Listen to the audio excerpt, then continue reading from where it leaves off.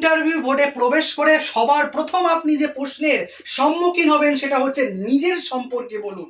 আগের ভিডিওতেও বলেছি প্রায় 90% ব্যক্তি কিন্তু এই নিজের সম্পর্কে বলুন এর সম্মুখীন কিন্তু হবেন। কারা হবেন না?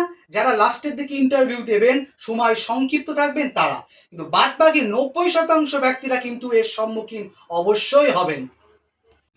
তাহলে জানা যাক কিভাবে আপনি বলবেন, কোন জিনিস পর পর গুছিয়ে বলবেন যাতে যিনি ইন্টারভিউ আপনাকে নিচ্ছেন তিনি সন্তুষ্ট হবেন।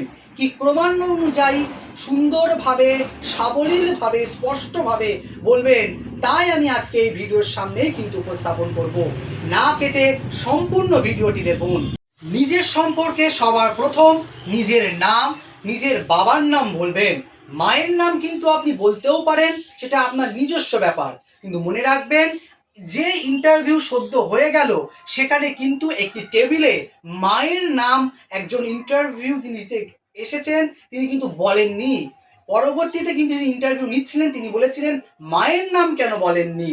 সুতরাং আপনি মায়ের নাম বলবেন কি বলবেন না সেটি আপনার সম্পূর্ণ নিজের ব্যাপার। এর পরবর্তীতে আপনি আপনার মাধ্যমিক, উচ্চ মাধ্যমিক, ট্রেনিং এবং স্নাতক কোথা থেকে সম্পূর্ণ করেছেন এই বিষয় সম্পর্কে বলবেন। আপনি নিজে এখন কি করছেন, কি করতে ভালো লাগে এবং কি করেন এখন সেই বিষয় কিন্তু সুন্দরভাবে উপস্থাপন করবেন। আবারও বলি, কোনো রকমভাবে মিথ্যা কথা বলবেন না।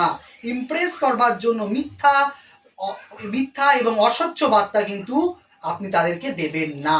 তাহলে আমি একটা নিজের মতো করে কিভাবে বলতে হবে সেই সম্পর্কে কিন্তু বলছি। তাহলে একটি উদাহরণ দিয়ে বলা যাক, কি বলবেন।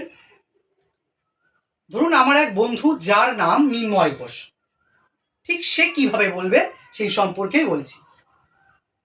আমি মিন্ময় ঘোষ, বাবার নাম চিন্ময় ঘোষ, মায়ের নাম সুমিত্রা ঘোষ। আমি 2015-তে মাধ্যমিক এবং 2017-তে উচ্চ মাধ্যমিক পাশ করেছি ছয়ঘরিয়া রাখাল দাস উচ্চ বিদ্যালয় থেকে। এর পরবর্তীতে শিক্ষক হবার লক্ষ্য নিয়ে 2017-19 শিক্ষাবর্ষে আমি বিভূতিভূষণ প্রাথমিক শিক্ষক শিখন থেকে ডিএলএড ট্রেনিংটি সমাপ্ত করি। এরপর আমি 19-22 শিক্ষাবর্ষে আমি আমার বিএ অর্থাৎ স্নাতক কমপ্লিট করি। বর্তমানে আমি গৃহ শিক্ষকতার সাথে যুক্ত আছি, বাচ্চাদের পড়াই এবং বাচ্চাদের সাথে থাকতে ভালোবাসি। অবসর সময়ে আমি খেলা করি এবং তাৎক্ষণিক বক্তব্য এবং বিতর্ক সভায় অংশগ্রহণ করি এবং এই মূলক ভিডিও আমি দেখতে ভালোবাসি।